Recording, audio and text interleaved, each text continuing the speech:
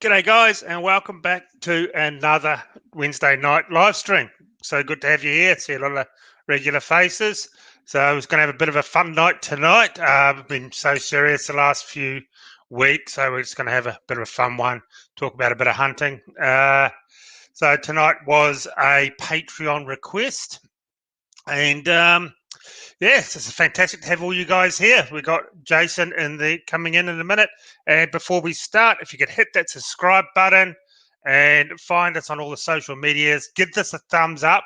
I know we've already got 1 or 2 thumbs down before we even started. So give the video a thumbs up, subscribe to the channel. Now, I have seen in the comments that a few people have been unsubscribed by YouTube. So if you think you're subscribed, just double check and make sure you still are, because we know what they're like. They just seem to play silly buggers with channels that don't align with their agenda. So I'll just bring Jason in. Good evening, Jason. What's been happening, man? It's been a very big week for both of us. So lots to go going on, to say the least. But it's been a good week, man. What's been happening? Yeah. Well, I got my first water blast this week, so I've been blasting absolutely everything around the property. Going absolutely nuts. Yeah, they're good, those gurneys. I like them myself. I just had to buy a new mower this week, so that's that's the extent of my life at the moment, buying lawnmowers. So my other one was cactus. So, but yeah, it's been a good week. We're going to talk about probably some hunting, some deer hunting, some loads. Got an interesting video I want to show people too about bullet selection. So I think that's going to be very interesting as well.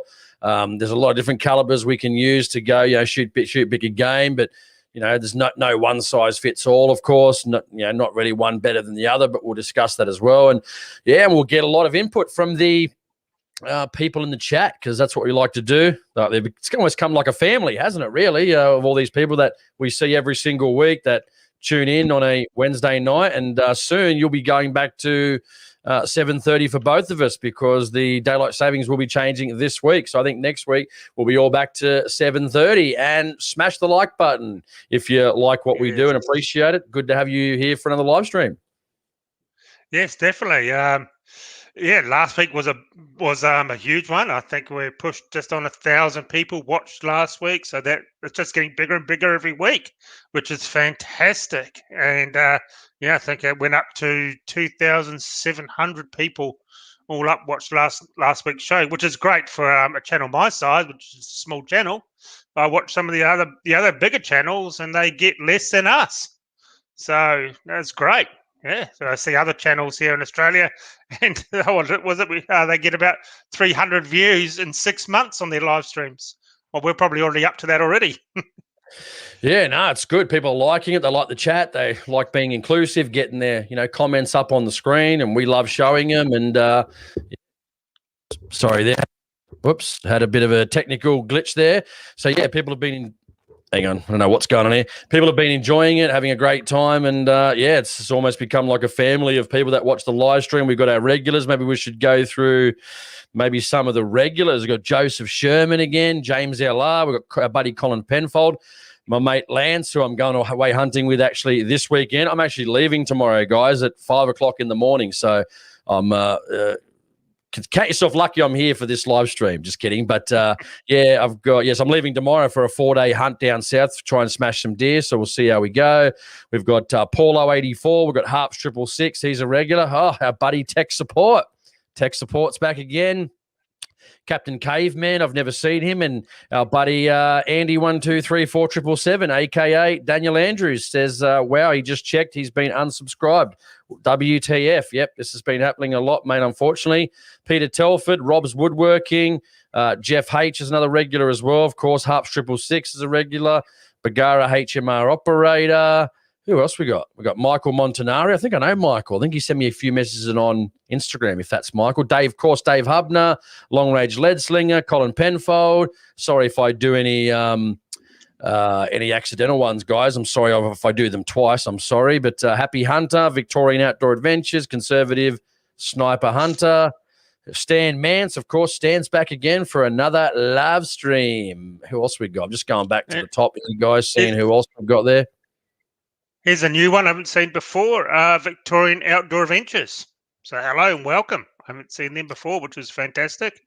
We had someone from Victoria before. Was that the same one that was doing the super chats? Let us know, Victoria, because we're not sure if it's you. Yeah. Given so many people now, it's hard to keep on top of who's who, which, is a little bit shit. But, hey, when things get bigger, that happens sometimes. Trevor Hill, we've got who also had someone else down here that I missed. Nick Blackwell's back again. Archie Kaboom's a new one. Yeah, no, good. Archie Kaboom, haven't seen him before. Yeah. Fantastic. Now, Trevor Hill, I haven't seen you before, Trevor. So welcome to Trevor, top bloke. Yeah. Anyway, exactly.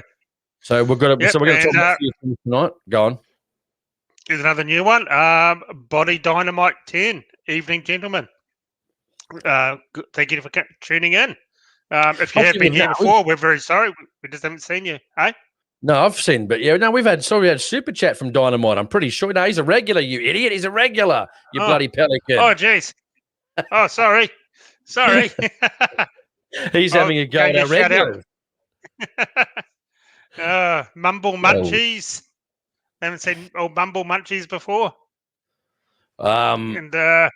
I think I might know who that is.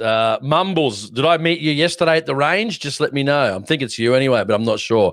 Let me know in the comments. I'm pretty sure it's you. But, Right, yeah. Anyway, it's going to be a great night. Yeah. And Stevie Bean's just joined us as well. It's going to be a great night. Sit back, relax, enjoy. Grab yourselves a coldie and let's have a laugh tonight. And let's keep it, I don't know, I guess what would you say? Just keep it light and easy. We'll have a great time and bring people's comments up.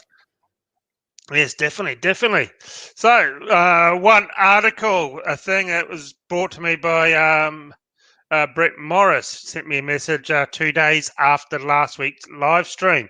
Don't know if this is a coincidence, Jason, or what, but it does seem like a bit of a coincidence, doesn't it? Right after the live stream, we got a link to this. I'll bring it up. To the ADI website. So this was 2 days after the live stream. And it's all about the powder. Exactly what we're talking about last week, the shortage of powder and why. So it's quite an interesting article. I've put the link in the description so you can go and read it all up and read it as well yourself. So the link's in the description of this. It's good of them to put this up. It's just, it's been quite some time since we offered any sort of update. Yep, as you know, Jason, we get a lot of people talking about where's the powder. So it just basically goes on about how they've been making it 24 hours a day and to make as much as they can. And then they say they've had a lot of problems with the new powders and they've actually scrapped the new powders, the APS 350, 450 and 950. They're on hold for the foreseeable future. They've ceased attempting production for the foreseeable future because they talk about when they're making it, the humidity and everything can affect it, and it's not getting consistent. That's what I can make out from this.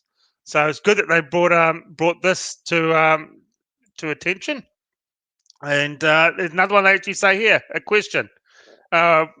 I've heard AP70 is made in Canada and supplied to the US market. Why don't you buy AP70 from to bring it into Australia? And they just said that if they laid an order, it will be 2023 before they got it, and it will be so highly priced that there'll be no point in even buying it to reload. It'll be cheaper to buy factory ammunition. So it's quite an interesting article here.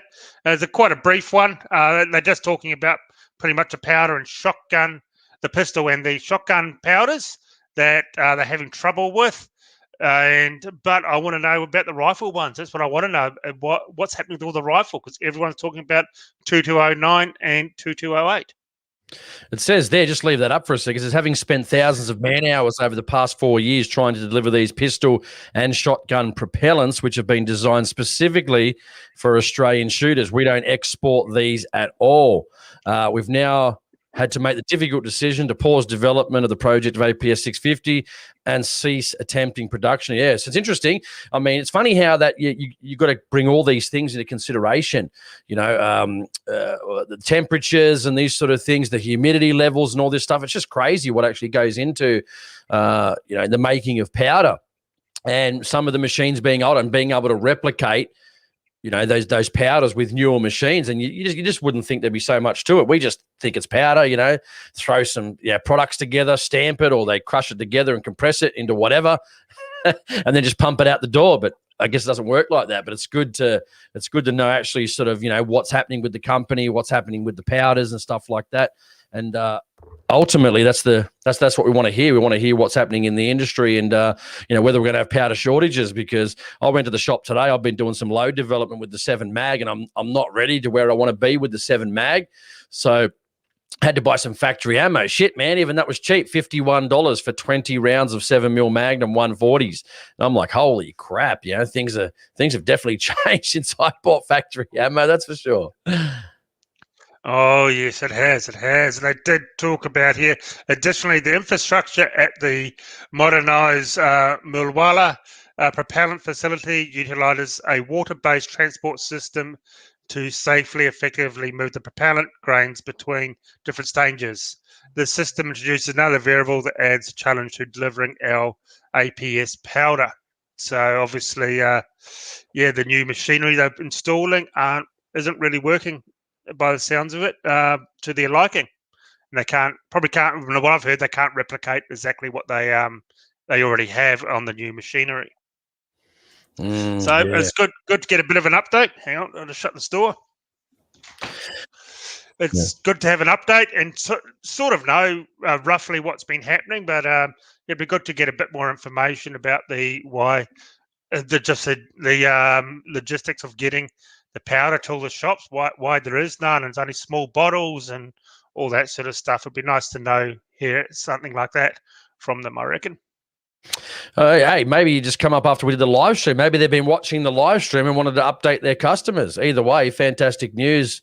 Not so much fantastic that we're having problems getting powder or being able to make it, but at least we know where the hurdles seem to be in getting out that powder in a I'm not saying a timely fashion, but a lot of people want to buy powder. A lot of people are reloading right now. They're seeing the cost of factory components, and it's just costing them too much. So a lot of people I've got guys that have rang me and messaged me really wanting to get into reloading, and there's no way I could go somewhere like. You think you take 20 rounds, $51, you go out for a decent hunt, you might, it depends on what, big game cartridges like we're going to talk about tonight, you might only shoot 10 rounds a year, but what about your smaller calibers, even 223 or 22-250 or 243, even 243 is getting really expensive, man. So, you're popping off something, shoot a lot of foxes or rabbits or whatever, goats and that. I mean, man, you can really pump through the dollars if you're out on a hunting trip, if you're not reloading, that's for sure. If you're on private property, where like when you come up here, we sit there for an entire day just plinking through literally hundreds of rounds. Just getting to the stage now, and we've been saying this, we're getting priced. Most people are getting priced out of the sport, unfortunately. Yeah, I know it's pretty bad at the moment, man. It sucks that people are not being able to afford to shoot, or they've got to pick and choose when they can go out because because pretty much just can't afford to go out anymore. They're just having a lot of trouble being able to either get out due to work commitments or they've got other life issues, family, wife, family and stuff like kids, and they've got to prioritize their funds elsewhere, which is, really disappointing for a lot of the guys that really love their shooting and, and sort of want to get out. But maybe we'll read out a couple of comments, you reckon, or we'll go for a few comments first. Because I've got some interesting stuff about bullets as well, and I want to just play a bit of a video. Maybe we'll do a couple of comments first, and then I want to show you. I've been looking at getting into some different type of bullets and expansion. I did because your dad knows Nathan Foster from Terminal Ballistics, and I did an interview with him. And really, really nice fella, real knowledgeable. And I learned a lot from that podcast, just the things that he said and the effects of different types of bullets, match bullets for hunting and stuff like that. Yeah, so I want to show like a bit of a video in a minute once Aaron goes through a couple of questions, because I think you'll be quite surprised at some of this damage that's from match bullets. So very interesting stuff indeed, actually. Yeah, we'll go through a couple of comments. If you see something, Jason, just tell us what you want to read out. I'm not even going to try and attempt that name. My local store has 10% sale, and I managed to stock up on some ammo. 8x56 for $1.35 each, which is good. I don't know what that round is, 8x56. I don't know absolutely everything. I'm going to admit that one. Do you, Jason? No, it says 8x57. Never seen that 57, before. sorry. 57, yeah. No, I never had so I any. don't know. I stick to the not the normal. I shouldn't say normal. I stick to the cheaper calibers that there's so many components for that I'm not going to get screwed in the ass from going to the shop and have to walk out with $500 worth of components for a caliber that I could probably walk out for 100 or 150 with a normal caliber. But hey, if it works for you, man, I love those stuff. I love people that getting into these other calibers and trying out certain things. And yeah, man, it's good. Hey, it's good. Obviously, he's rich, so maybe if he's got a property, we'll come down and hunt with. Let me try it. Bait, Mac free. I don't know. I don't know. Some of the names, we have a lot of fun with some of these names. It's good to see. I know a lot of people don't want to put their full names up there, which is fine. But yeah, some of the names you come up with is very inventive. We've got a $50 super chat here, which is very good. Jason Howard, send him around a bit. Thank you very much. Is there going to be a regular National Shooting Council update segment on this chain? Great show, more 22 reviews. Well, I do like doing the 22 reviews, and I don't know what it means by about the National Shooting Council update. I don't know what it means by that because, yeah, if you want to be really up to date, you'll see them on their website, which is linked in the description to join up to their show, their membership for their organisation. So, we normally do talk about them when they got something that's up. So, yeah, definitely. And, I do like doing the 22 reviews. They're a lot of fun. I am a 22 person. But once again, I am not really doing gun reviews anymore because I've come to, as I said before, I've come to the decision I will not be giving these gun companies free advertising and selling hundreds of guns. And the amount of messages I've had over the years well into the hundreds of the amount of guns I've sold for all sorts of brands because I've seen my reviews and they don't even pick up the phone or they won't even return my messages. So pretty much reviews are finished on this channel. There'll just be a few fun videos when I get time and I can afford it, like for super chats, which would really appreciate that. That goes towards the ammo costs and the running costs of the show, which there is a lot of hidden costs as well. So yeah, you'll just see a lot of fun videos like the one a couple of weeks ago, the 4570, which was something a bit odd and different. And I've got a couple of fun guns coming up along the lines of the gun that killed JFK. Hopefully get my hands on one of those and we'll do put that to the test.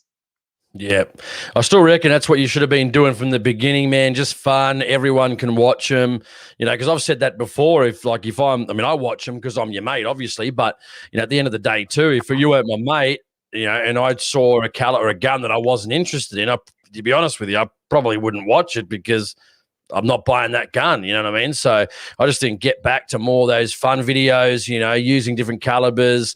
And we've discussed some ideas too. So maybe down the track you might be able to, have a chat with, have a chat. Let people know what the plan is for the future. But should be very interesting. Some of the things you're going to do, which I think is going to be great, man. Just getting away from that rigid sort of, review style. Not that it's bad, of course, not bad. It's good, but again, unless I'm buying a gun that I'm looking for on the internet, I don't watch reviews on guns I'm not buying. You know what I mean? That's just probably like most people. The more popular the gun, obviously, the more views it probably gets. But I just think, getting back to having fun, that's what firearms are meant to be. Fun, not so rigid or, just having a great time and using all different types of guns from different brands to different calibers to different bullets. I reckon it's going to be pretty awesome. Exactly.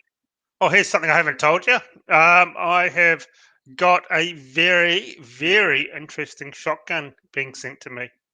And it's not banned. We've talked about this one, but it's not banned in New South Wales yet. So that should hopefully be arriving. I'm hoping for Easter. But once again, it is still pretty sloppy and messy on the farm and can't really drive around. That's why I haven't been shooting the last 3 weeks, because of all the rain we've had here. The shotgun should be good. Hopefully it'll arrive next day or so. I've got my PTA in for it. It's been approved. Now I just got to wait for it to be faxed to Browns Plains Firearms. So it's going to be pretty good, eh? A lot of fun. And you guys in New South Wales can buy it because it's got a pin stock. Nice. Rose said to me here, she goes, you're coming through in standard definition, change to HD. Sorry, I can't. I've got a problem with my internet tonight. Don't know what's going on. We had a few problems before I started. Gets like that sometimes. We had a problem with the internet last week, and it's been a bit sketchy. Normally, you got to reset your modem once a week, so I probably should have done that a bit earlier. But sorry, Rose, you'll have to look at my beautiful face in standard definition. Yeah, well, it's probably better. Sort of it mellows out the wrinkles and the old age lines and that. You are turning 40. Shit, but, I'm 40. What's the date today? I'm 40 on April 12th. So let me have a look. What's that? Let me have a look. Fuck, 40, man. Where'd the time go? That'll be on Monday. So I'll be on a stream on the 14th. So, don't wish me happy birthday until the 12th or the show of the 14th. We'll have to have a birthday episode for you. What else? I forgot even Rod said here, he goes, Jace, awesome podcast with Josh on the 243 on wild dogs. Yeah, I totally forgot I even put that out today. I probably should check to make sure everything went live on my page. That'd be nice, wouldn't it? No, it hasn't gone to my Facebook page, and I don't know why. Holy crap. But anyway. Yep. Colin, Nathan Foster's whole series of books on reloading and rifle accuracy, which I am planning on buying. Yep. World of knowledge. Absolute world of knowledge. And sort of a bit of controversial in that episode, wasn't it? A few things he said. A few people got upset. He doesn't like any sort of tactical stuff and all that sort of thing, or pimping out guns. It's just he's a traditionalist, that's for sure. Yeah, it was kind of interesting. Just some of the things he said, which was I tend to agree with him, and a lot of it was some of the gear that I had. Like he's not a big fan of muzzle brakes. He said if you got some big 450 nitro or something like that, then of course it's going to be different. But if you can't shoot the gun as it is, he gets a lot of concussion comes back from things like muzzle brakes and so forth. So he gets a lot of people can't handle just that pressure wave back on them. They can't handle that. The body flinches naturally. And there was a lot of good information on there. I just urge people to just go and have a listen to it. Terminal, I'll just have a look at my website now. It was Terminal Ballistics with Nathan Foster. It was a really, really good podcast. Episode 226, that was August 26, 2020. Wow, that was long. It only felt like a couple of months ago I did that show.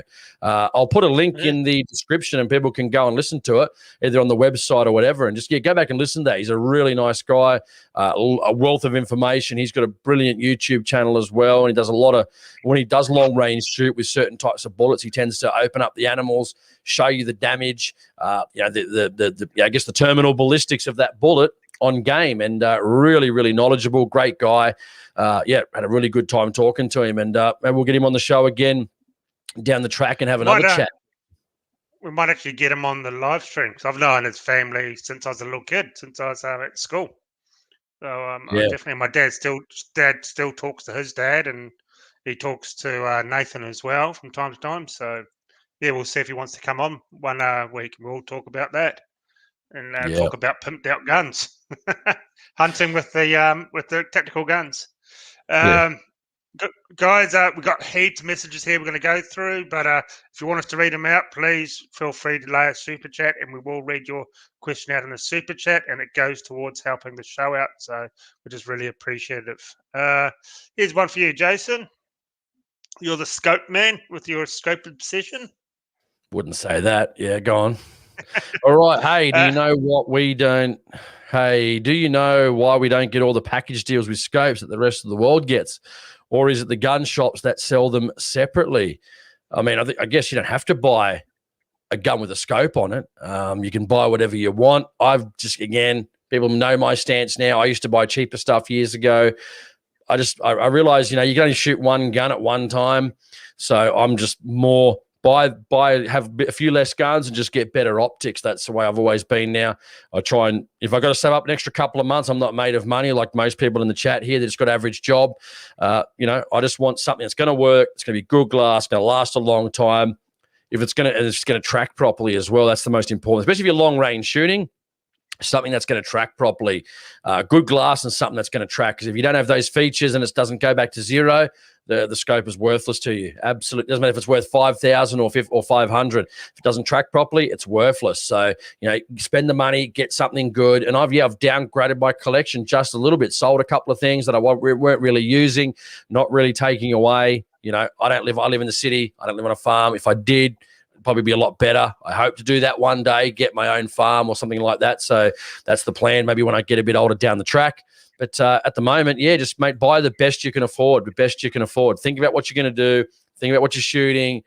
Again, I'll give you an example. Like, I got rid of all my 34 mil tubes, Aaron, a couple of weeks ago. I just sold them, lost a bit of money. I've had them for a couple of years. I didn't lose too much money on them, got some good deals on them. And what I did purchase was pretty much the same price of what I sold those others for. So I didn't really lose any money. At least not for the fact of having to buy new scopes. You throw a 20 MOA rail on a rifle and a good 30 mil scope tube. It depends on caliber. 7 mil Magnum and some of these calibers we're going to talk about today. You're going to get out well beyond a kilometer, no problem. And most people aren't even going to shoot that far anyway. So I think even without a rail, I can easily get about 900. Maybe even a kilometer with no rail at all, maybe even further than that. I've got to do the ballistics on it, but you put a rail, man, you're out further than we're ever going to shoot. So it's not going to be a big deal, but buy the best you can afford, mate. That's my experience anyway. Well, I run a Vortex Viper 30 mil tube, and on the RPR, I think comes with I'm pretty sure it's a 20 MOA rail, and I'm shooting out past a kilometer. Like 1,150 yards without any problems there. That's right. And people are starting to talk about that too. We've got the question as well. We got it last week. I don't know what's happened. Maybe it's the Joe Biden effect. We've got a lot of people writing in and saying, the dollar's tanking. Is it good to buy overseas and these types of things? And, it's getting very hard not to and things like that. And people are, there's a lot of talk. And maybe down the track we'll do something along those lines. And especially the dollar, if we get on par throughout the through the Obama years, our dollar was at one stage was worth $1.04. It was worth more than US dollar.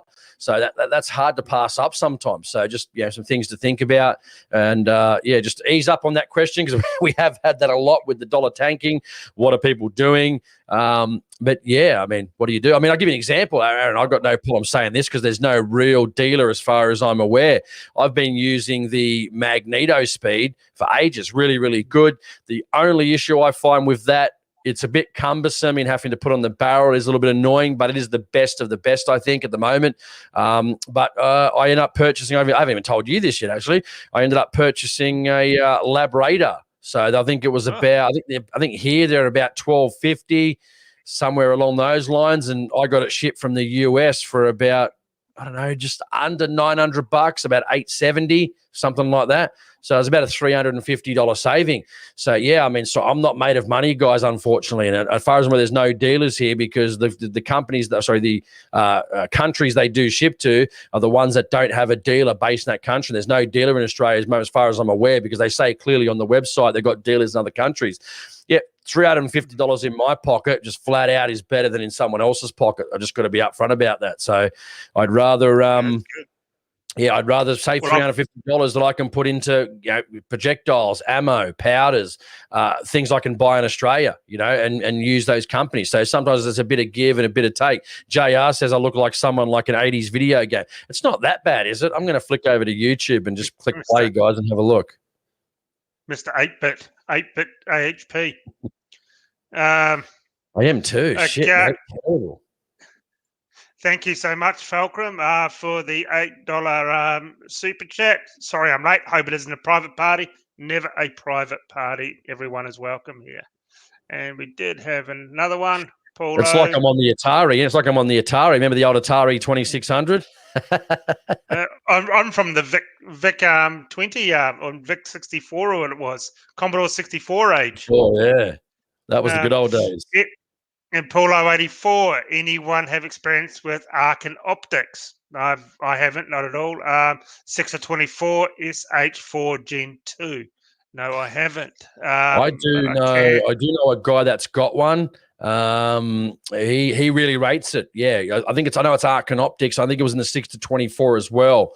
I'm not sure if it's SH4 Gen 2. I think they're about $1,400. Correct me if I'm wrong, Paulo 84, somewhere around there. Yeah, let us know, because that's the same one. I think it's possibly maybe the same one. And he raves about it, mate, and reckons it's really, really good for the money. So don't think you're going to go wrong there, dude. Again, we were saying this last week about scopes. I mean, again, if you're shooting something at 100 meters, really, it doesn't matter what you have, provided it doesn't get blown off zero, knocked off zero, something like that. Again, when you talk about shooting longer ranges, you want good quality gear, good glass, good tracking ability from those scopes, because it needs to return to zero. Doesn't matter, like I just said before, it's not tracking zero, it's bloody useless, you know. Anyway, what do you do? But yeah, mate, Well, I've only heard good things about the Arcane Optics. Again, there's only so many grinders of glass in the world. There's only so many, Shot is one of the main ones that supply the glass. Again, go back to one of my, sorry to plug my show on that, Aaron, but no, you're right. there was a guy I'll allow it. What was that? I'll put the link in the chat. It was optics and glass quality with Leica product specialist Rick Christiani. So yeah, I'll put that in the comment. Have a listen to that one, because he talks about a lot of things, especially around glass, especially about where glass comes from, the quality of glass, the quality of the grinders, the quality of the coatings, and all of this comes into it. Some people are better at coatings than others, because apparently if they didn't have coatings on them, there'd only be, I think it was 50%, if I recall correctly, light transmission. So those coatings on those glass really make a huge difference. So check that podcast out. I think you'd find it very interesting, man. Yeah, yep, no, definitely. Okay, now here is an example of what we have been talking about. So this is the Arcane Optics. I'll bring it up. This is from a US page, $449. So say $450 all up, $450. Okay, that one's in in mils, which I don't think it really matters on the price. And here's and remember, the Australian. We all know mils is better than MOA. So and here's the Australian price, $900. So basically double the price for the scope. So yeah, you can see why a lot of people are buying overseas for their scopes and all the messages we're getting each week. So yeah, $900 here, $450 over in the US, double the price literally. So that's what we've been talking about, and from the messages we've been getting. Yeah, I'm just even 449's 589 Australian dollars. So that's only going to get worse if the Biden effect continues to take effect in the US. That's definitely going to make a difference on, where people are choosing to buy. We also buy Australian, but sometimes, it's, you can't get certain things here. Like I had to buy a rail from overseas for the CZ457. Just nothing I could do because no one sold it here. So I can't really do anything. So. Yep, exactly. So, that's yep. They do look like nice scopes. Actually, I actually had never heard of them. They do look like very nice scopes. 34mm tube, even for $900, that's a lot cheaper than everything else. 50mm objective. So it would be interesting to see what they are like. That's for sure. Yeah, and some of it. Paulo said he says are they importing on the sly to get around the ITAR Euro Optics? He said it won't even ship to Australia. Well, as they say, it's not what you know. It's who you know, to say the least, I guess. Well, I'm guessing because people are saying they're going places. What do you do? I mean, must be getting it from somewhere. Or talking about ITAR, my mate Nick has been looking for a ACOG, an original ACOG, and he can't import them because of the ITAR. So Trump was going to get rid of ITAR, and that old Obama brought in, and Trump was trying to get rid of it, knocked back, and I really don't see old Sleepy Joe going to be getting rid of ITAR at all, so which is a real shame. A couple of super chats here. Our good friend JR, thank you JR very much. Deer hunting next week, good stuff. My 270 WSM is not ready yet, so I have to take my 308. At least I can still go. That's the main thing. Nothing wrong with 308. I like 308. Yeah. I mean, hey, he's in the same probably position as me, not ready with the load. So I just feel dirty going factory ammo. So dirty. But hey, this was literally me yesterday. I've been trying to get out, daily walk. And I went for a walk for an hour, came back, jumped in the car, raced over to the range about 20 minutes away. I was actually in line longer than I was at the range, 50-meter range, just because I've been using the different kind of bullets. Bang! I knew I was already roughly on with the 160s. These are 140s. Bang! It was about an inch left. Click, click, click. Bang!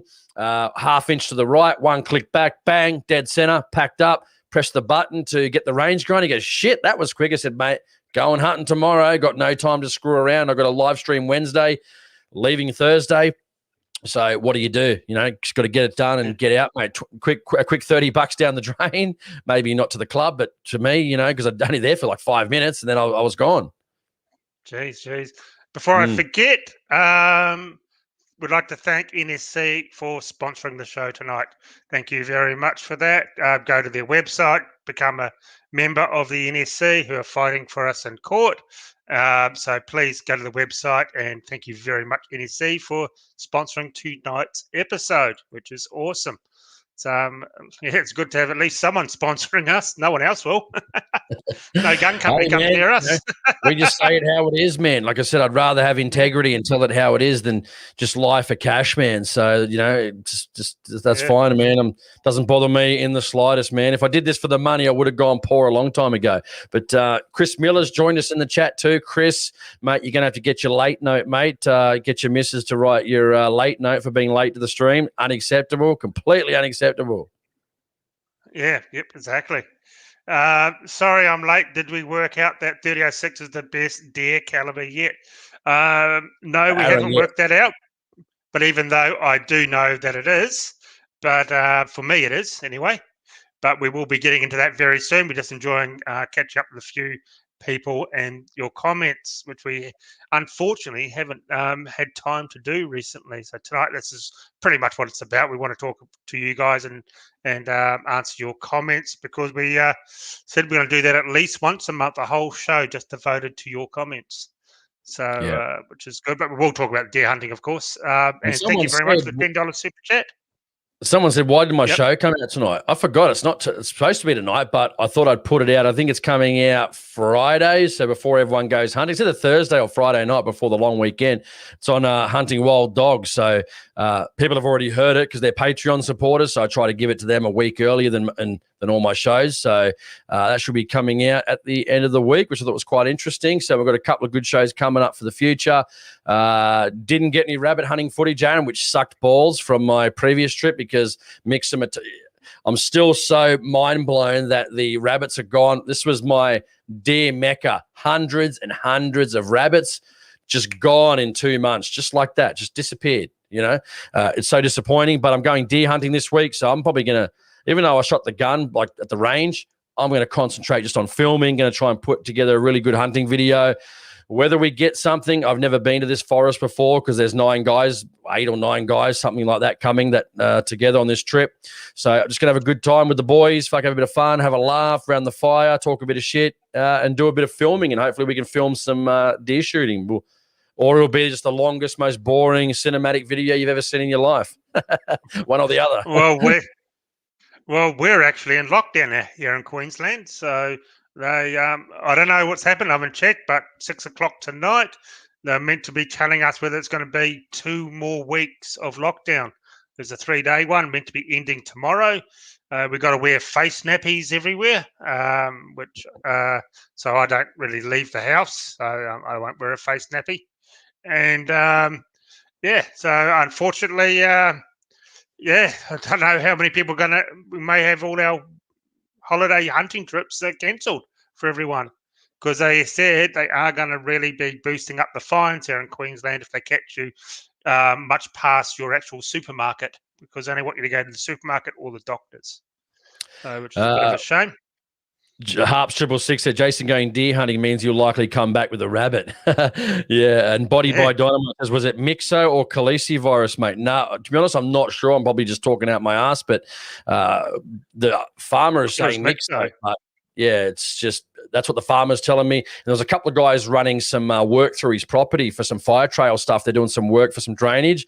And even he said, mate, 2 months ago, this place, we couldn't go 2 minutes without seeing rabbits, and then literally gone all my premium. Oh, I'm so hurt about it. But anyway, hey, that's hunting, isn't it? It's funny how just the breeding cycle, the weather's just perfect, and it just takes over. Like, I'm looking at the Warrens going, where are these rabbits? What on earth has happened? I did shoot a pig, but it ran into, if you're on last week's stream, you'd know that. But Aaron, what I want to do before we get into actually talking about these calibers and putting people's comments up on the screen, first off, give us a thumbs up on this video. That'd be great. So if you haven't done that yet, I want to just I'm just going to go on to it. I'm going to share this, Aaron. Just give me a sec. I'm going to share this with the guys. So I'm going to do a share post or share screen, I should say. Go to my Chrome tab. That's this one. Okay, I'm going to share this. All right, let me know when it comes up, Aaron. Yep. Okay, I'll put it up on the screen now. Yep. See if that works. Okay, so this is Stan. I did an interview with Stan. Really, really nice fella. He's from New Zealand. So this is actually what he did. So let's see if this works. I'm going to press play on that. Okay. Sorry. Really nice. So he's talking about hunting. Campsite was just over there. So only goes for about 30 seconds, guys. He shoots the 147 ELDM. Very little. I didn't realize how little it was. I probably would have shot one of those other ones this morning. I'll show you this. Shoot what the LD match 147 grain did. Check it out. Look at that cavity, guys. Unbelievable. Yikes. That is a big hole in a little animal. Good shot placement, obviously, from that distance. Oh, poor guy. So he shot went in right there. That was the entry point. Exited. Look at that hole, guys. That's the ELD match. 147. Holy crap. So there you go, guys. That's the 147 ELD match. I mean, look at that. Again, Nathan Foster said it on the podcast that we did. Don't worry about what's on the box. Don't worry about hunting bullet, match bullet, this or that. Don't worry about what it says. Look at how it performs and look at how it performs. So that's with the 147 match bullets. A lot of people are going to the match bullets, especially in the Hornady ELD match. So anyway, just something to think about. I'm running mostly matches at the moment, except for the 260. Eventually, I'll run the 140s. But yeah, you can see and I think Chris Miller said, thin jackets open up so fast, massive dump of energy.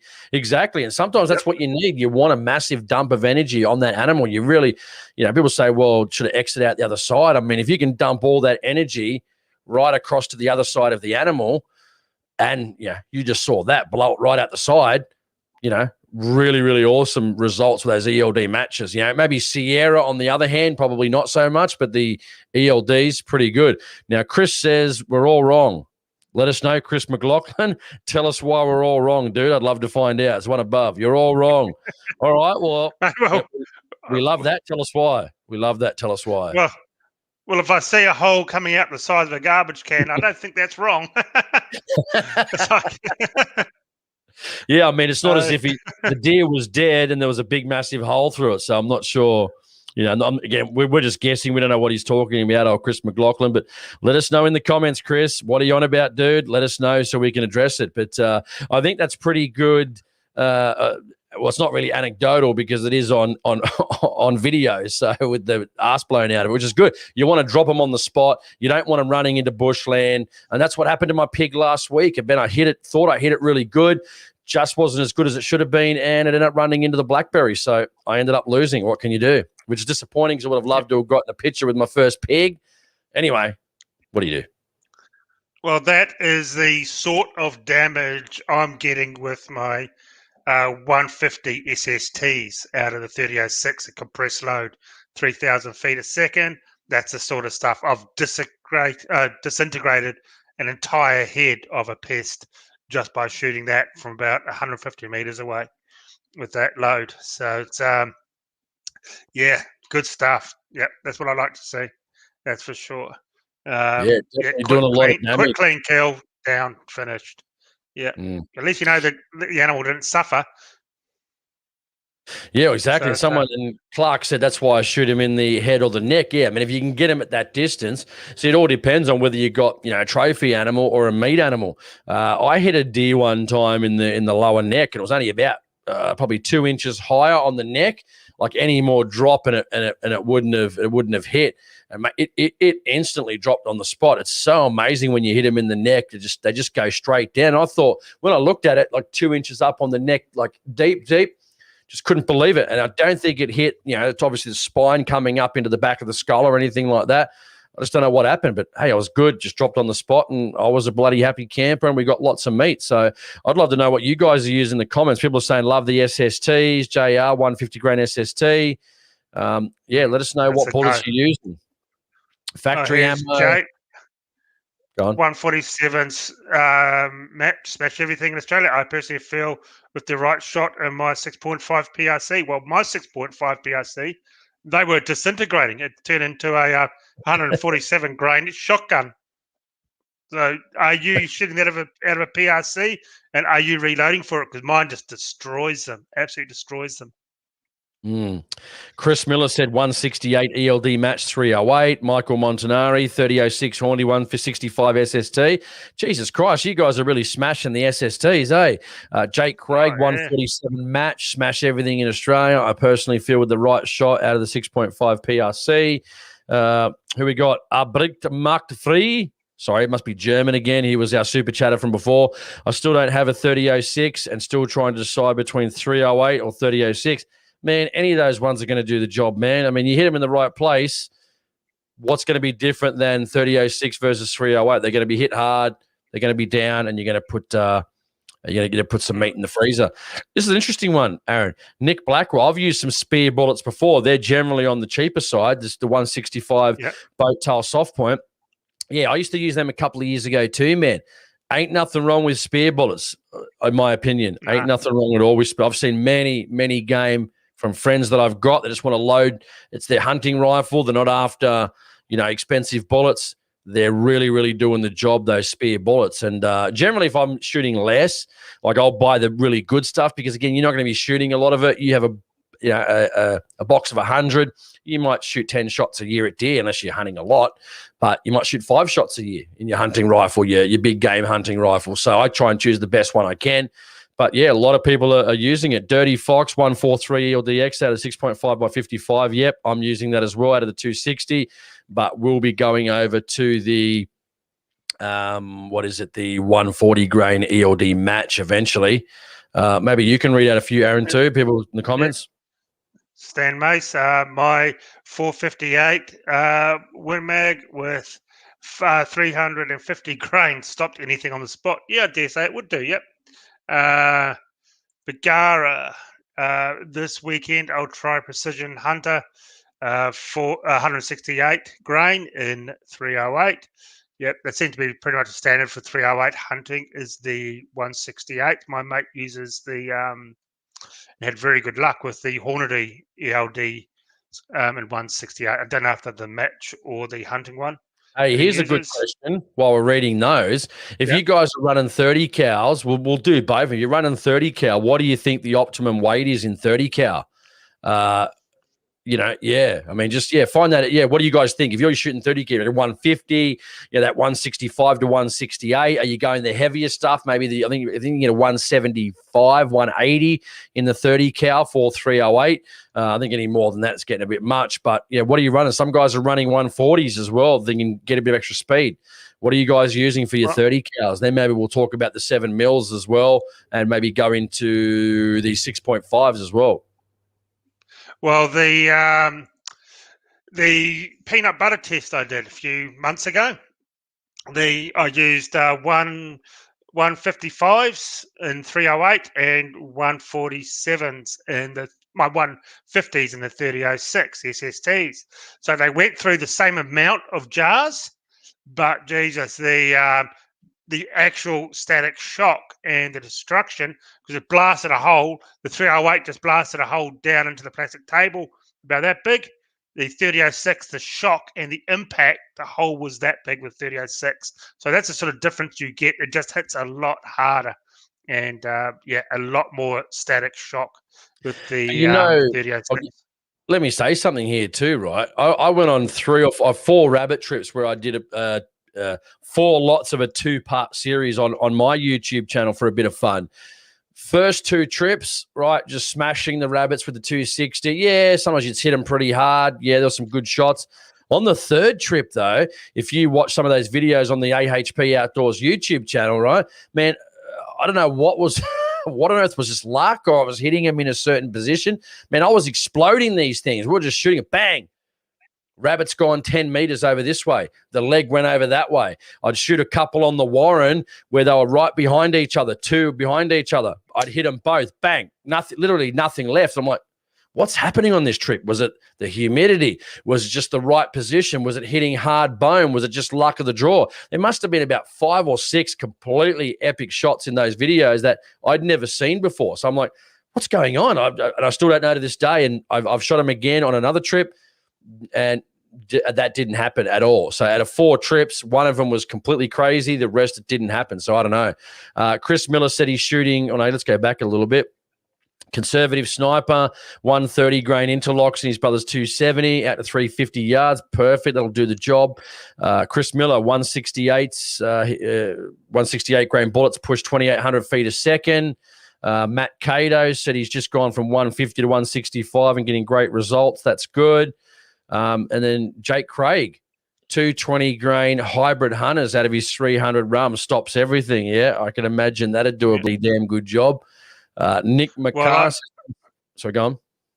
Oh, well, I shoot out of my 300 rum the 220 Sierra Match Kings, and I know that's a target round, but man, that puts the hurt on it. I shot an animal at 400 meters, and I could hear the slap like it was unbelievable. It was unreal. The slap was from that distance. I could clearly hear it, and it just put the mess, cut the thing in half, basically. That was with a match target round. Yeah, man, I'm really liking these match rounds. I really am. And they're a bit cheaper than the ELDX by considerable. Like I bought the 140s for, geez, I think it was 50 with shipping and everything. I bought a heap of them at $2,500 of the 140s for about $54 a box.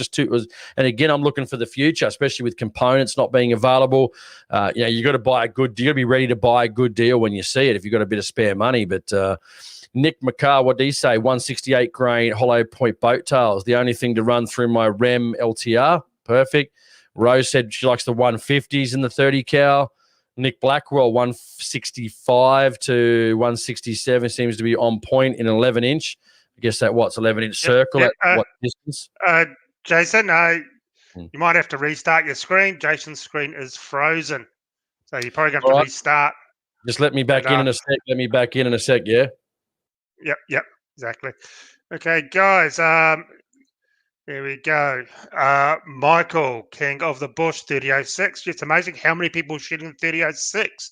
What do you guys prefer, 3006 or the 308 for hunting? Let me know that, because that's quite interesting. That's always a big debate, whether go 3006 or 308.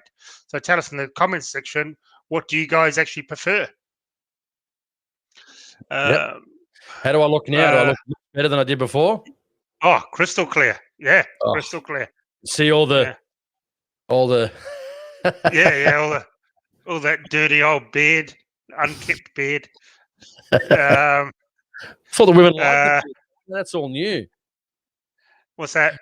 One thing Trevor said, I presume he's talking about, is how to get here, Jace, for your gear. How long? I think he said how long to get here.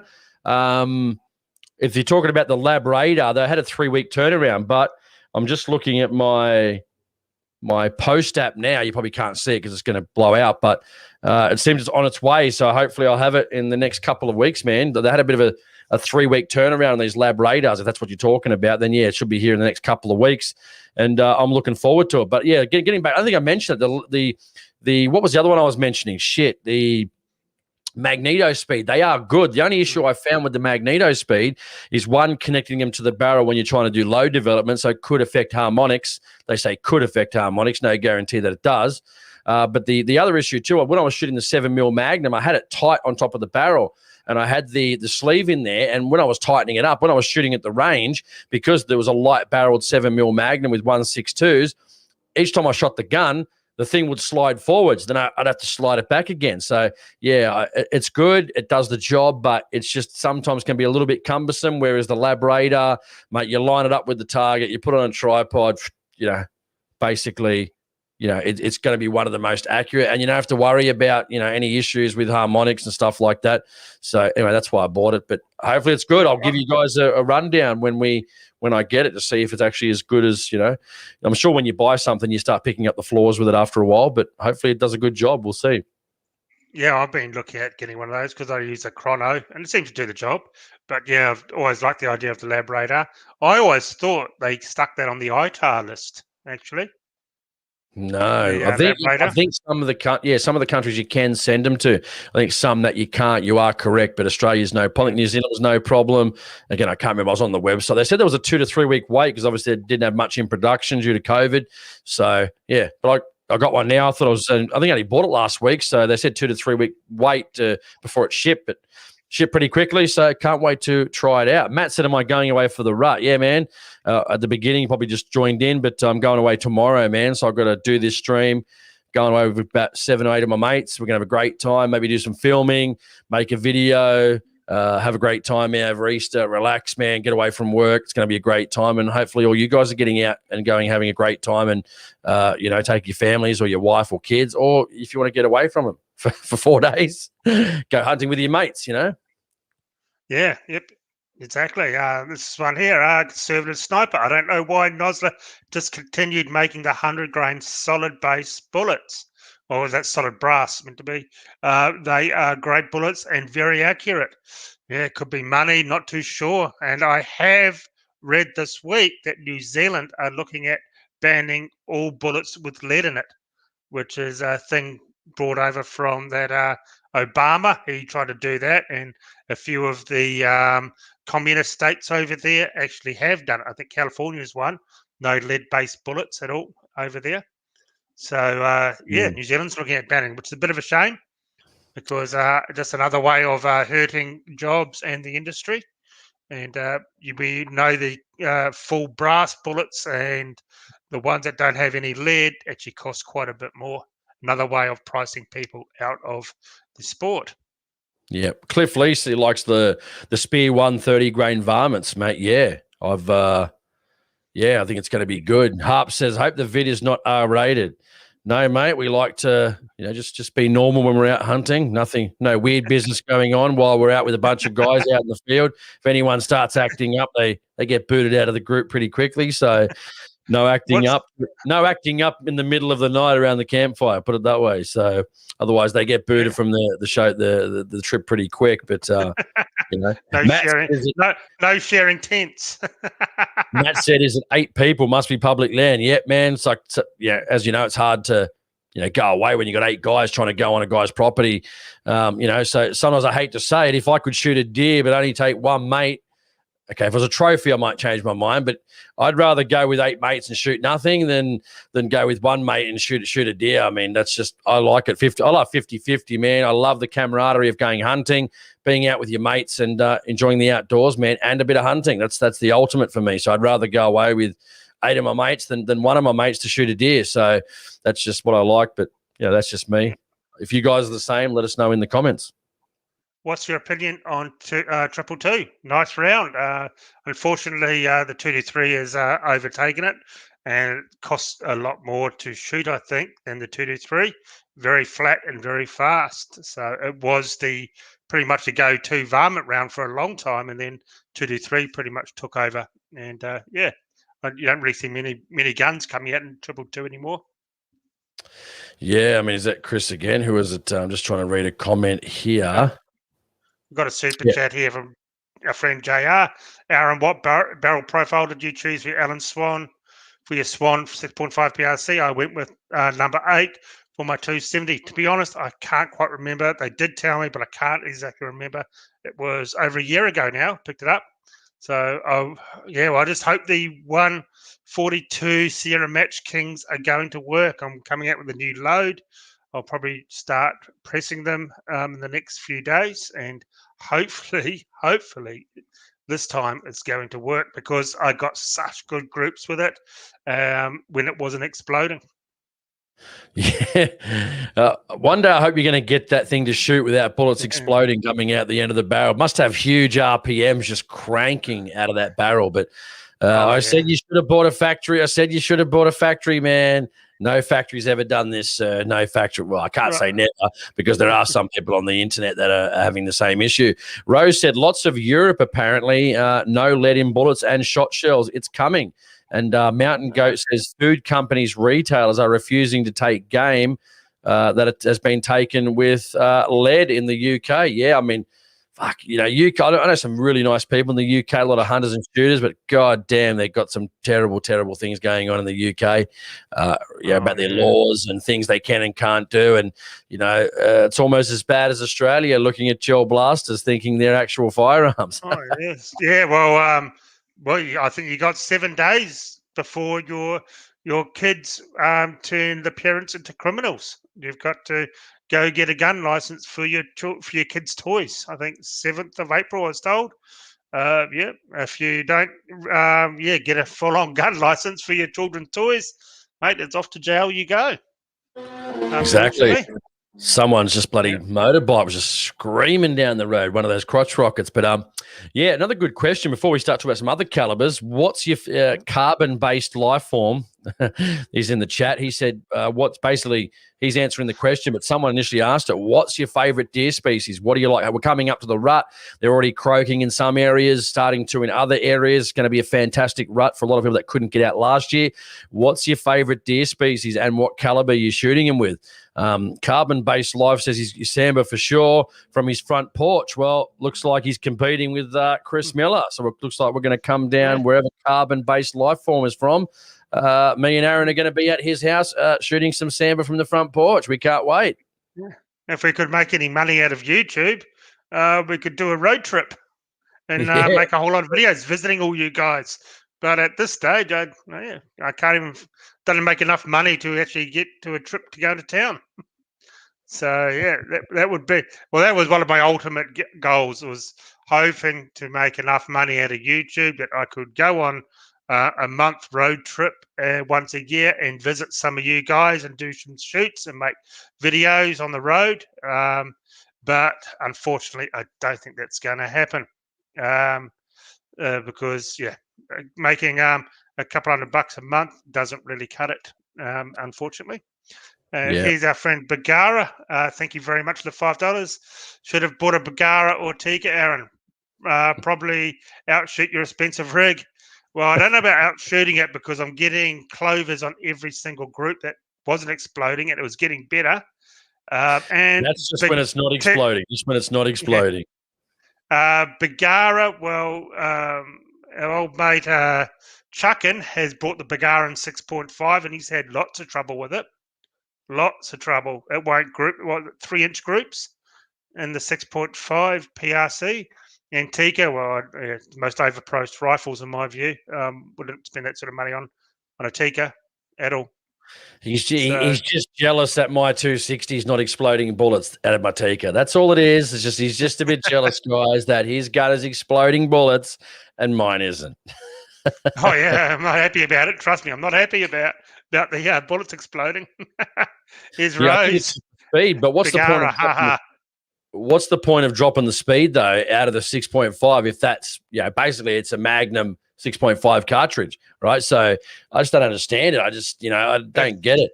Good question here, Aaron. Sorry guys, there's so many coming in, man. We're trying to hit them up before the end of the show in another half an hour. But he said, where did it go? It's totally gone from me. No, sorry guys, I'm just trying to find it. Food companies, where is it? Sorry guys, Peter. Here we go. From Peter Telford actually first. Aaron and Jason, what do you both think about fluted barrels? I used to have one on a 308, but that was just a hunting rifle. I really don't think it does anything. Like, I don't think it cools down the barrel any, giving more surface area. I just think it's more of a look. does drop a little bit of weight. But if it's a long range rig, you don't really care about that sort of thing anyway. I think it's really just for looks. I wouldn't really rate it really doing anything. But I had the fluted 308, and I got used to it. Now that I see it without fluting, I'm like, I don't think it looks as good. But I didn't like it at first, but I do now. So yeah, I mean, good, if you want to spend the money on it.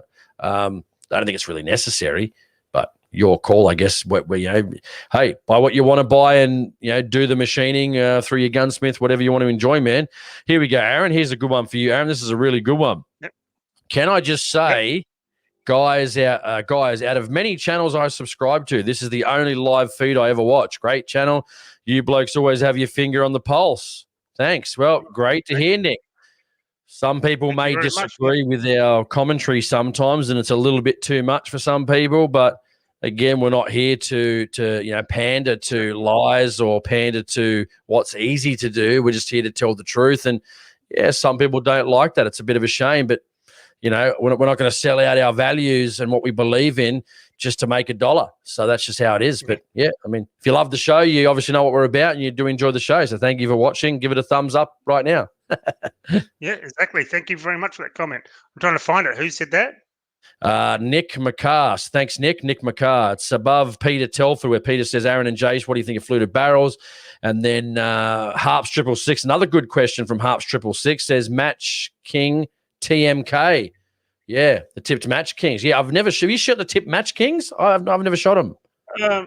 No, I haven't actually. I did try, and you'll see a video on the AMAX. No, not AMAX, the A-tips, the aluminium tip. They're interesting. They went all right. Very expensive, though. So it's not the sort of thing you'll be plinking with. They went okay, but I'd put them on pretty much the same ground as the from the match, the ELD matches, and which are a lot cheaper. So if you're going to go the A-tips, personally, I'd just go the match. Listen, a lot of people say this. I'm not. Listen, a lot of people say this, and probably not going to sound good. I just think, man, the A-tips. Sorry, just going to say it up front. Overpriced. Just use your ELD matches, man. You get it. People. I've never seen people getting awesome. Well, they get similar groups, but is it worth the extra money? I don't think so. Stick with your ELD matches, guys, or your Sierra TMKs, as he said, or just use your Sierra match bullets in general. They're gonna get the job done. Nosler makes some really good ones too. Spear up and coming as well. Seeing guys smash deer like you wouldn't believe with the spear. There's heaps out there, guys. There's Barnes. You got the Barnes. You got the Burgers, of course. Another great bullet. We're spoilt for choice, aren't we? Really. Probably not so much with the Burgers when you're trying to get them in stock. Even the Barnes sometimes a bit hard to get in stock sometimes from many years ago. I haven't looked recently, but I don't know. I've always had good results with the ELDM and so forth and the VMAXs. So I don't see a need to change. So really. Yeah. Here's one. Darren Smith, Ruger Scout 308, Ford mount scope with SST 180 grain handlers. I just could not. I've tried a Scout scope. Not a bad rifle, the Ruger, but I just couldn't get used to the scope being so far forward. It's just couldn't get used to it at all. So yeah, I know a guy that the Ruger Scout. He reckoned it was he's light, compact, ready to go. So he quite enjoyed it in the 308. So either way, yeah. Here's a new one. Where is it? There we go. One thing first. Sorry to that Matt Cato. That was the question about the A-tips. Like I said, man, probably a bit overpriced in my opinion. So just stick with the ELD matches, as we said. I knew there was a question. I just was scrolling down and I missed it. So anyway. Well, look, in my videos, I've got a video on the A-tips. So we explained the A-tips and we got it shooting at over 1 kilometre. So you'll see it there. And I actually got better groups with the ELD matches out of the 6.5 Creedmoor than the A-tips. I saw Swift projectiles getting imported to Australia now. Have you never heard of them? Have you? I've never heard of Swift projectiles. Sorry. If I'm out of the loop, yeah. I mean, probably everyone knows about them except us, no doubt. But never heard about them, man. Maybe that's something we'll look at for next week. Yeah, definitely. And our friend M. Trundle, used for ammo or a road trip. Thank you very much for the $10. Thank you for your donations, guys. Really do appreciate it. Thank you for that. Brad Bailey said here, another good one, ELD match for hunting or SST? I think you can't go wrong with both of them. I've had good results with both of them. I never used SST. You've used SST. Well, that's what I run in my main hunting rifle, the 3006. And in my 308 hunting rifle, I run, and of course, they don't make it anymore, the zombie maxes, because they were so cheap. And they definitely put the hurt on the animals that live at closer range. They were the Hornady, is it V Maxes, or were they? And then they rebranded them to the Z Maxes.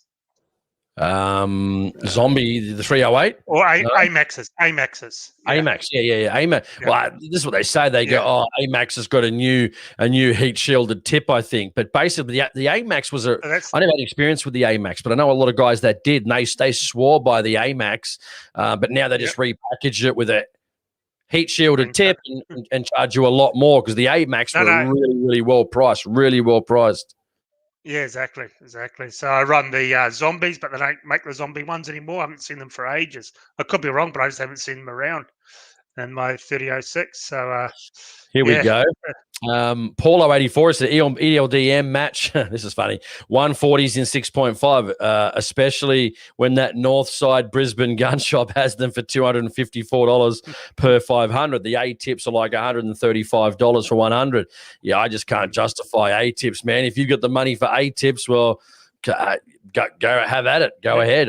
I can't afford that sort of thing, man. The ELD matches, and if I see a deal, I just buy up big time. So I'm happy from when, instead of me running the ELDXs at $80 or $77, $80, $84 for 100, when I've got 2,500 140 ELDMs, they're sitting at $54 a box, inclusive of shipping. When I worked it out, yep, I'll take that any day, man. And I'm going to get better BC.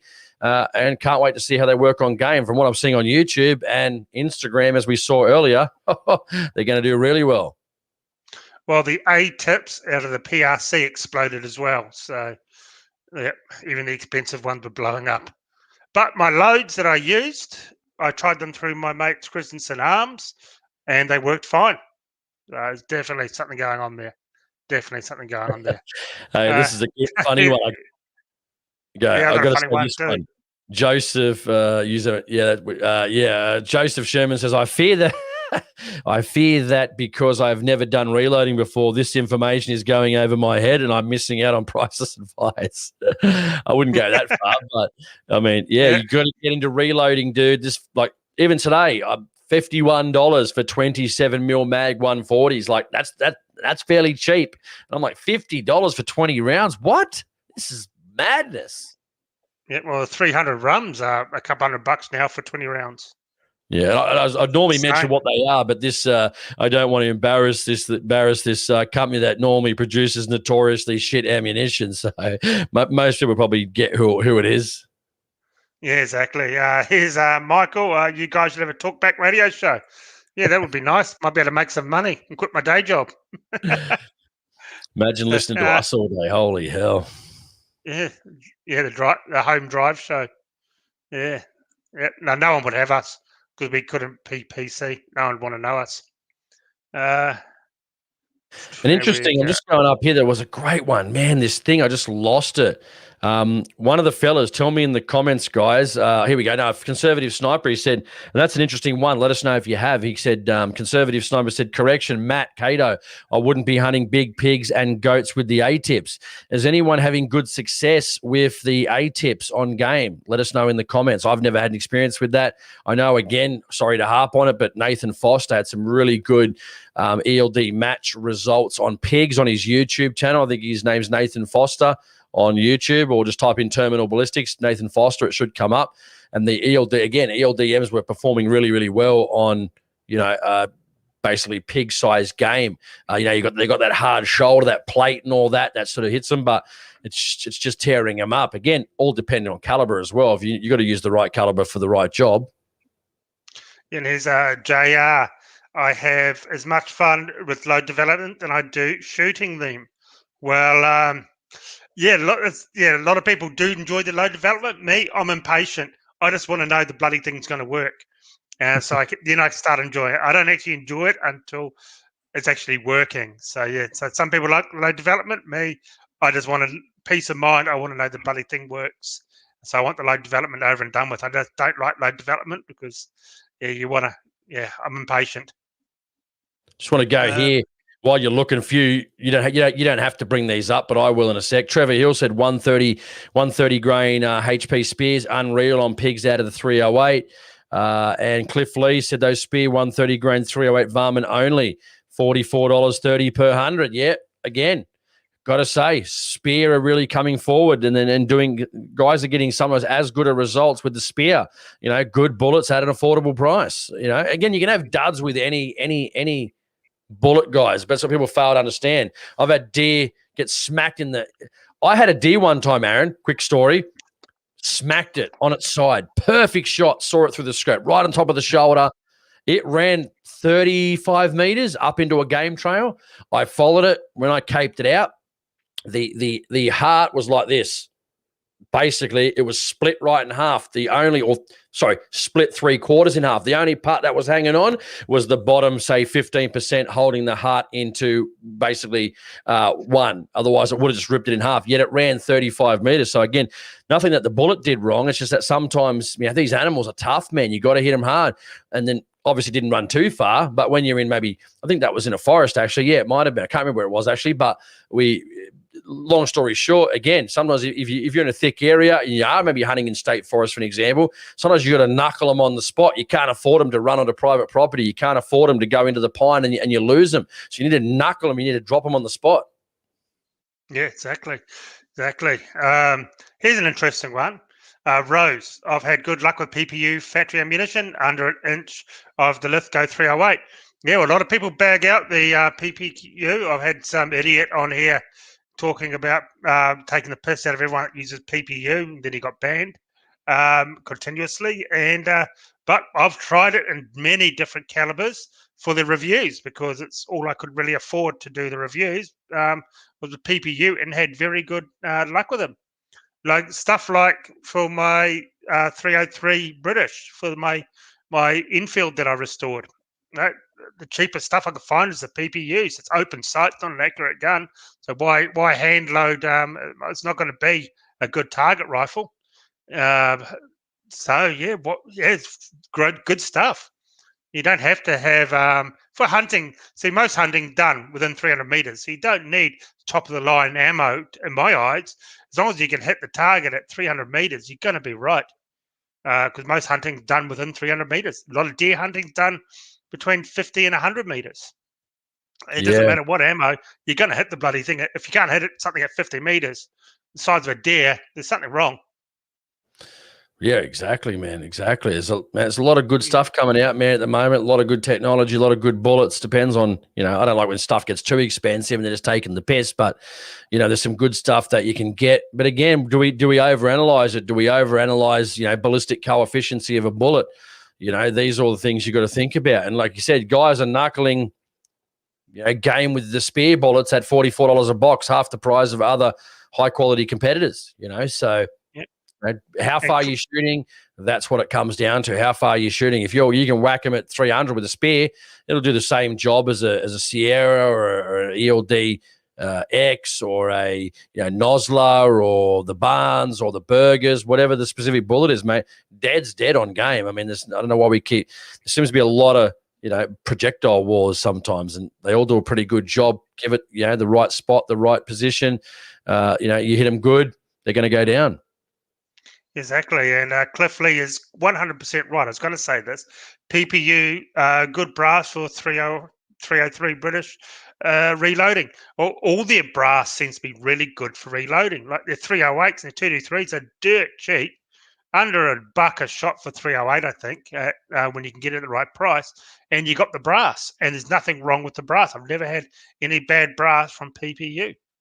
So that's another good thing. Sometimes cheaper to buy stuff like the PPU just for the brass. Yeah, exactly. Rod Fitzpatrick says, Aaron, the Z-Max bullets are actually V-Max just with the green ballistic tip. There you go. Yeah, that's what. Yeah, exactly. Yeah, that's what we said in the beginning. We thought it was the V-Max. And then, exactly. Shame they discontinued the V-Maxes and they turned them into the Z-Maxes. Now I don't know if you can even still get the Z-Maxes. I haven't seen them for ages. Yeah. Matt Cato. Sorry, go on. I did see one here. Someone say, "What's my recipe for the 3006?" Offhand, I can't remember. I've got it all. I've got everything written down. But it's a compressed load, and when I'm pressing down the bullet, you can hear the crunching of the powder being compressed in. So yeah, it's a compressed load, She's a barrel burner. She's a barrel burner. Oh yeah, three shots, and you can hardly touch the barrel. Oh man, that's great. Matt Cato said he says he reloads just starting using the 165 Hornady Interbond. He smashed some pigs on the weekend and they were devastating. Yes, Matt did send us I'm not sure if you got it, Aaron, but I did. Or he sent it to you. Even he sent us a live video from out in the field, just saying he appreciated the show. So it's really appreciative to do that. But yeah, I've never used the Interbonds. I stick to ELDXs, ELDMs. I've done the Sierra. Not Match Kings, Blitz Kings. Try those. Oh, mate, they wail on rabbits too. But yeah, I just find the Hornady jackets are a little bit softer, so they tend to expand a bit more. Not that the Sierras are bad; they're fantastic bullets. Shit, they're great. But again, just my experience with what I use, and it seems you guys having a lot of different experience with a lot of different loads as well. Has anybody out there tried the Barnes full copper rounds? I think because that's another thing that I might have to go and use for the 6.5 PRC. The full copper ones, I think they're 127 grain. So man, they will be able to scream like no tomorrow. But they are expensive. I wonder if anyone's tried those and what they think of them. Yes, a lot of people are talking, which we haven't talked about tonight, is the Remington stuff. A lot of people are hacking on the Remington, saying the Remington flyers, you know what I mean, because they fly, you know, they're not good. Let us know in the comments if you're having good results with Remington. I've never used it. I did have some factory many years ago. Yeah, it was just, no disrespect to Remington, do make some really good products, but man, that 7mm 08 Remington, it was core locked maybe. It was shooting dinner plates at 100. I was like, what's going on here? You know, but I'll give them a little bit of slack too, because one of the other bullets from, I think it was Federal, was shooting dinner plates as well. I'm thinking, what is happening? But as soon as I did some reloads with some 120 grain VMAX, it was like that, literally like that. First load, first powder. I couldn't believe it. From this, like literally, I couldn't believe it was so bad at 100 meters. And then first 120 grain VMAX, clover leafing. I'm done. I'm done. Yeah. Well, the Remington, the only luck I've had with Remington ammo is the 223. You'll see it on the video using a Remington rifle. What is it? The triangle barrel rifle. Using that, and I got in 223, got a 3mm group, and it outshot every other round. So a 3mm group with the Remington UMC, the bulk pack sort of stuff. And that's the only luck I ever had. Darren Smith said PPU 150 and 308 is accurate and hits hard at 150. SMB 180 also accurate and hits hard. Both cheap, found PPU brass, only good for one load. SMB a bit better. Well, I've reloaded PPU 308 well over a dozen times and it's still going strong. Peter brings up a very good one to here. Peter Leach says he agrees it's an overthought about subject. I used to try to squeeze tight groups during load development. Then the penny dropped. I'm a hunter. I rarely have a bench to shoot off, and he uses Taipan bullets. Never heard of those ones. Sorry, man, if that's new. Are they good? Where are they from? What country of origin? Maybe I might search that while you read out the next one, Aaron. Oh, I was about to search it, but yeah, go for it. Yeah, I tend to agree. Hunting is hunting. It doesn't need to be ultra sub-MOA for it, unless you're shooting further out, long-range hunting, which is totally different kettle of fish. But as we said, most hunting's up to 300 meters or 300 yards. So it's as long as you can hit about that big at 300 yards, you're going to be pretty much fine for hunting. So it's I tend to agree with you.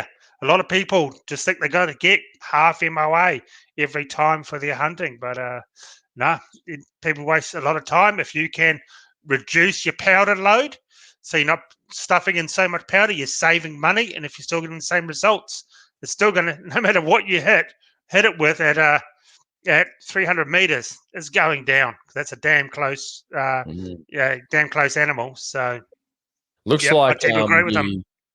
Looks like the Taipan is a guy from Queensland, manufactured by Malcolm Bone Gympie in Queensland. He did have a news flash. Taipan is undergoing resurrection. March 2020, he said still working at it. In August of 2020, said original plan looking doubtful. So I'm not sure if they're even still in business, guys. Maybe let us know in the comments if you know about him. But yeah, it looks like a guy making him in Queensland. That's good. Good to see Australian people having a go at making some bullets. Fantastic.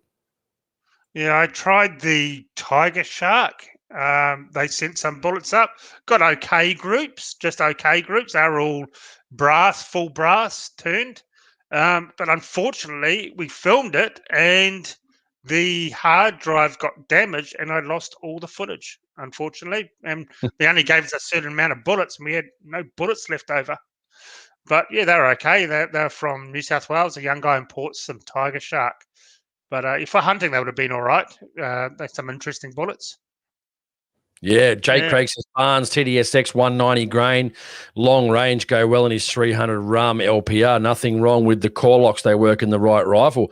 Well, yeah, I mean that's true too. But there's companies that generally, got a pretty good reputation. That generally a lot of their stuff will work. Won't always work in every rifle. That's true. There's other companies where I just think the QA and the quality assurance, sometimes lacks a little bit, and that results in not necessarily, maybe more duds out of the product than other companies that really put a lot into their quality assurance. But yeah, I mean, every gun's different. Aaron might shoot a 140 grain and he's 6.5 Creedmoor, and I shoot a 140, but it's not going to shoot. That's my greatest fear in life right now, Aaron, is none of those bullets work in my 260 pound, the 140 grain. After I've just bought 2,500 of the bastards, I go, all right, I'm going to have to go rebarrel this thing. And then there's no guarantee that's going to shoot either. So no, exactly. I might have to buy a few off you and see if they work in the 6.5. Yes, they'll be $80 a box for you. I'm running out of options here.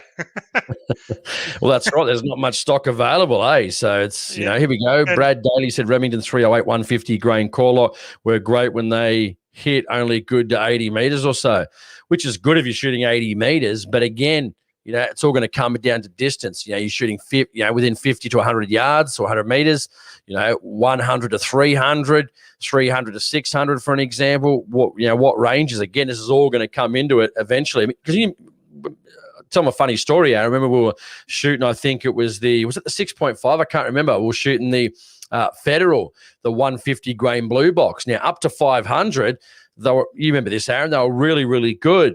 But they're not a long range bullet, obviously, right? They're a hunting bullet. They're just a soft point. At up to 500, no problem whatsoever. 500 and beyond, they were just going absolutely everywhere because they weren't meant for that type of long range shooting. But up to 500, they were fantastic. You remember that, Aaron? Remember that one? Yeah, I do. Yeah, you're correct there. Yep, that's for sure.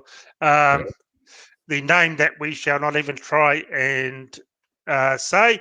Do you guys have any experience with 44 Magnum on deer from a rifle? Well, not. I used to have a 44 Magnum lever action, but I never took it deer hunting. But this isn't a rifle, but I did see a guy in the US stalk a deer and got like 15 meters away and smacked it with his 44 Magnum revolver, and that definitely dropped it instantly. So yeah, it definitely does work, but I think you have to get close because really longer distances with 44 Magnum, it does waver a little bit, especially when I was shooting my rifle on a bench rest. Much after 100 meters, it was starting to waver quite a bit, and I was using the berry projectiles, copper coated. Cliff Lee said those Taipan bullets are now JRB projectiles. Never heard of them either, so maybe we'll look that up and Yeah. Darren Smith says, Jason, sell some ammo. No, I've got to keep my stashes, mate. It's dog eat dog, mate. I'm buying up big, dog eat dog at the moment, unfortunately. So I've got to get the bullets and I'm running out of friggin' powder. I've got to get some 2209, but I know a few people, so I shouldn't have I shouldn't have any issue getting some 2209. Thankfully, my 243 and the 260 both run out of the 2209s. That's good for me. That way I've only got to buy one, both running large primer. So again, that's what I like doing. I like keeping components similar, because that way I can use them, different calibers, large primer, 308 neck down cases like 243, 260, 7mm08, and 308 obviously. So again, if you want to rebarrel stuff in the future, you've got a lot of wiggle room to move there. Yeah, no, exactly. Well, for hunting, I've always said this: stick to common calibers: 223, 308, 3006, 300 Win Mag. Just stick to those, because no matter where you are, if you run out of ammo, most shops are going to have those calibers. If you get into the real fancy ones and you run out and you find a gun shop, they probably won't have it. This guy here, Carbon Base, has said, 22 250, another one to stick to. They're all common calibers, and most shops are going to have them in stock. So I'm a big one on that for hunting, because you don't want to be caught out, do you? Out hunting, No. and you run out and you go to town and they don't have that sort of ammo. And look, even just your basic calibers are really expensive for factory ammo. Like I said, today, $51 for 20 rounds. If they might have something for your caliber, but maybe not the same ammo you're shooting. So then you've got to go, if you've only got 20 rounds, you've got to go try and hopefully get that on paper again. Hopefully it's not too far off whether you were shooting. It might take you 2, 3, 4 shots to get that back to center. So now you're down to 16 bullets. So again, just take enough on a trip. That's my tip. Take enough so you're not going to be, and don't go too crazy early on and go, holy shit, I've got 3 days to go this trip and I've shot all my ammo in the first day. People have done that before. You always take way more than you think you're ever going to need, because you just never know. Here's one I get asked quite a lot, and it sort of ties in what we've been saying in the last couple of months. What's a cheap rifle for $800 for deer? Well, in Australia, man, it's getting more and more expensive. There's not really much for under 800. You got your Savages that I'd never touch after the experience I had. You can go see the video with the screws and everything falling out of it. Really, you're down to a Hauer for that sort of price. The next sort of levels up is around $1,000 mark to $1,200. But really, you only look at Hauer or Savage and some Rugers, like the Ruger American. Yeah, unfortunately. What about the M18? The M18, they under 1,000? No. I think they're just under 1,000 now. I think last time I checked, which is a very good rifle. But for under 800, you're going to be pretty much limited. It's getting to the stage now. If you want something a bit better, you're going to have to jump up to the next sort of price bracket, which is a real shame, because, as we said, most gun shops I've talked to said the average price people have to spend on a rifle is around the $1,000 mark, and $500 for a scope. So, wholesalers, if you're watching this, lower your prices because people can't afford to buy your stuff. Well, it's going to be interesting. And we got this message again this week with the dollar going down. Will the prices drop? Great question. One we can't answer, unfortunately, because we're not the people bringing in these items. But as people say, I've talked to a few people this week alone, and, as they say, once prices go up, they never come down. But if our dollar's becoming more competitive against the US dollar, why aren't the prices coming down? Great question. Really, really good question. Something for, the importers are watching, something to think about. The dollar's going down. Why are prices going up? In some cases, prices are actually going up. So it's not a great look, to be honest. Yeah. And importers, message me and tell me if your prices have gone down, because if they have, I'll tell everyone that they have. But highly unlikely they will. They don't even answer my calls anymore.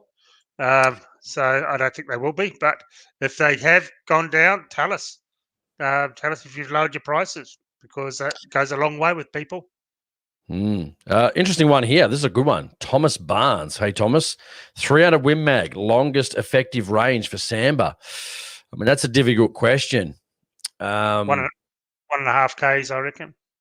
Oh, fuck that distance. We're talking effective. People can actually shoot that far. 300. It'll knock them down easily at that distance if you're capable of doing it. I mean, Samba are pretty big, man. Samba are pretty big. I mean, again, I don't know what range you're going to be shooting at. This is what I was tossing up when I bought the 7mm Magnum. See, this is the thing. If you're running a lighter bullet out of a 300, the 7 mag is way better than the 300, especially ballistic coefficiency, and shoots a lot flatter than 300 Win Mag. Don't get me wrong, I love 300 Win Mag. I own one in the Bagara B14. But if I was a shooter, again, this is all depending on what type of gun. If you're shooting a sporter, lightweight with a muzzle brake, then I'd definitely go over the 200 grain because you're getting a massive BC advantage, a huge BC advantage to shoot longer range. If you're going to shoot 180s with no muzzle brake, it's going to knock things down. Maybe we're concentrating too much on BC, but again, if you're running 180s, you actually get way better ballistics out of a 7mm Magnum. So it really just depends. So again, I don't know what you're shooting, if it's a light barrel, heavy barrel. I'm running the 208 grain ELD matches out of mine. I haven't, again, it's a long range sort of gun. It's, sitting on the side of the hill and sniping goats, that sort of thing, or deer. But listen, just me offhand, yeah, I mean, 800 a kilometer, I say, wouldn't be out of the question with the right shot. Again, I don't know your skill level, so I'm not going to talk about the ethics of skill level. But yeah, I mean, easily up to 500-600, easy any day of the week. But again, got to use a heavy bullet, I think. You're going to get better BC. It's going to buck the wind. You're going to get some really good results. If I was shooting 300 Win Mag, minimum 208 grain or the 212 ELDX or the 220 grain. I think it's ELDX or ELDM, I think so as well. If I was going to go that distance, I'd go 220s or the 212s or the 208s. They're all going to be good, man. Same thing as the 300 PRC. I'd run is there a 225, I think, Aaron, out of the in the 30 cal for the PRC? Otherwise, I'd run 225s out of the PRC. I think there is. 225. Oh, sorry, I'm thinking of 6.5. Sorry. There's like a 227, I think, in some of them, and then there's, I think I've seen up to about a 240ish or 237, something like that. In a 30 cal. Yeah, I'm looking at it now. They do make a 225 in the ELD match from Hornady. So yeah, that'd be something I'd definitely look at. If I was running the PRC, you could run the 225s out of the Magnum. But again, if you've got a light barrel, holy shit, that's gonna kick like a bitch, man, to be brutally honest with you. So again, it's going to depend. You got a muzzle brake? Is it a heavy rig? Is it a walk around mountain rifle? Again, it's got a lot of different factors, man. I wouldn't be shooting a light barreled rifle with a 225, man, without some sort of muzzle brake on it, I tell you. Yeah, exactly. And talking on this 300 Win Mag, I am hanging. I've got to get me a stock. I'm saving up right now. Things are a bit tight right now. Saving up for a stock for it. I've got to get the 300 Win Mag up and running again. 300 rum up and running again. I'm hanging to shoot it. So I'm going to have to do look around and see what I can get within my price range, which is bugger all right now. Can't wait. Conservative. Let me guess. Conservative, so obviously in mine, in your case, probably way past 600, but for inexperienced shooter, keep it under 500. I found even on the weekend, 300 to 500 on a 233 mil gong, which is 9 inches. Unless the wind's crazy, that's really a piece of piss, to be brutally honest with you. 500, you're starting to get up there. 600 and beyond on a 9-inch, 650, 700 on a 9-inch. Yeah, you're really starting to play a different ball game beyond that distance. There's no doubt about it. I was shooting, I'll give you an example, one day with the wind, but I was cracking 9 out of 10 shots at 615 meters with the 260 in pretty decent winds. The next day, mate, I struggled to. I've just actually given my gun a full clean for copper and that, just to make sure, just to rule that issue out. But I was probably only hitting the next day 2 out of 10 at 618 meters or whatever, 620 meters. So again, I mean, 9-inch gong, you've only got big as a soccer ball basically. And when you look at that distance, the farmer came down. He goes, "It's up there. The gong's up there. We're testing it for the long range shooting for rabbits tonight if we can find any." He goes, "I can't see no bloody key. I can't see a gong up there." He goes, "It's there." And he goes, "Can't see." That's how far. People don't realize actually how far that is. It's a long way, man, when you're shooting a soccer ball at that distance. It's people think it's easy. It's not easy, but it's also not entirely hard. Wind is going to screw you up. If the wind's doing something down here at the shooting location, you could be shooting through valleys. When I was remember Aaron, when I was shooting at your place or up where you shoot on the farm, I mean, we were shooting over 6 valleys, guys, like 5 or 6 valleys. Aaron knows how many it is. And it's just crazy because so many wind could be coming this way, that way, straight ahead.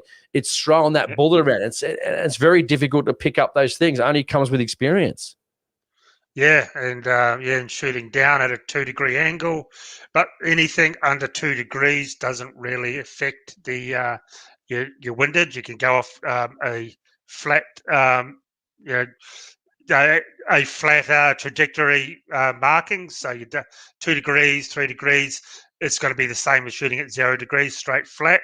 Much past that, you then get the drop. But yeah, that gong at 1100 yards is exactly a 2-degree decline. Even though it doesn't look like it when you're down there looking back up, way up on the hills with binoculars, it looks like it's like this, but it's not actually. It's very subtle rise.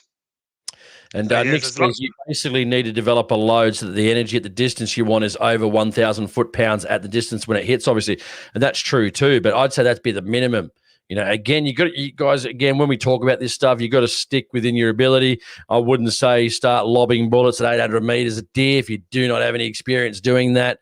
Some people say, ethics, okay, well, that comes down. I always say, and I've always said this from day one, ethics is an individual thing. If you have the experience and the ability to do that, I don't have a problem with it. If you don't have experience doing that, then it's reckless, in my opinion.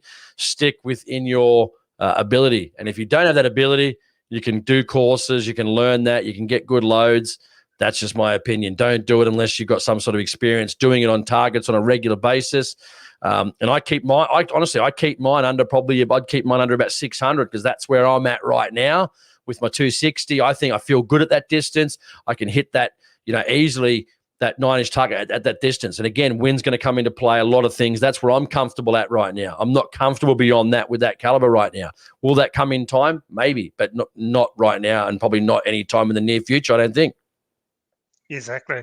And thank you very much, Peter. Keep your PPO brass, and if we ever get to catch up, I'll definitely grab it off you in your 308. Thank you very much. That's for sure. Never throw brass out or give it to the brass goblins at the range. They're the worst. And, let us know before we finish off. Rose said, good one here, Jason. Hunting isn't done in ideal conditions often, and small deviation can mean injured animal. Yeah, that's true. That's true. That's a fair call. Again, like I said, individual ethics comes down to who's got the ability to do it. If you don't believe you've got the ability to do it and you're just taking a pot shot and you haven't got your stuff worked out and your gear dialed in, I wouldn't be doing it, obviously. But again, I know there's a lot of guys that are out there do have the experience and do that on a regular basis. So it's not because they don't want to hunt. It's just because that's the type of terrain they're in. They've got no other choice but to shoot that way. So, but anyway, exactly. Well, we might start to wrap it up. I think we've gone almost 2 hours. So, it's been a great night. That's for sure. And it is fantastic talking to everyone, of course. So, is there anything else you want to say, Jason? Not really. Just looking forward to the hunt this weekend. Thanks for everyone for tuning in to the live stream. It's been really, really good. Thanks to all the people that gave us the super chats. Aaron can make some more videos, and it's like a little party here, a little family in this live stream. So if you haven't already, click the thumbs up. We appreciate it, and let us know. Again, we always look at the comments at the end of the night. So if there's something else for next week that you think would be a great topic to have a chat about, something that's going to hit hard. We always say this all the time. We hate doing the political stuff. At least I do. After 10 years, it's just I can't handle it anymore, guys, because we're just not getting anywhere. But again, we're noticing tonight, again, when we don't talk about this stuff, we don't get anywhere near as many views because some people just that hate the politics seem to be drawn to it. I don't get it. I don't know why.